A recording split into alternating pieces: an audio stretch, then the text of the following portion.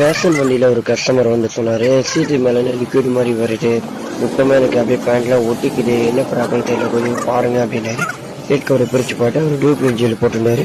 அவர் gel போட்டு கரெக்டாக 10 மாதம் ஆகுது. இந்த ஜெல்லு வெறும் 3500 அப்படி அவர் காசு கட்ட வாங்கியிருக்காரு போல். அவர் டேங்கரில் செட் 4000 இருக்குது. ஆனால் சுத்த வேசி இந்த மாதிரி லோக்கல் ஜெல் போட்டு நீங்களே ஏமாறாமல் ஒரிஜினல் போடுங்க. லோக்கல் ஜெல் போட்டாலும் எந்த ஒரு யூஸ் இல்லை, லாஸ் ஆகும். பெருசாக ஒரு குஷனே மாட்டிட்டு சீட்டே வேறு போட்டு தான் போனார்.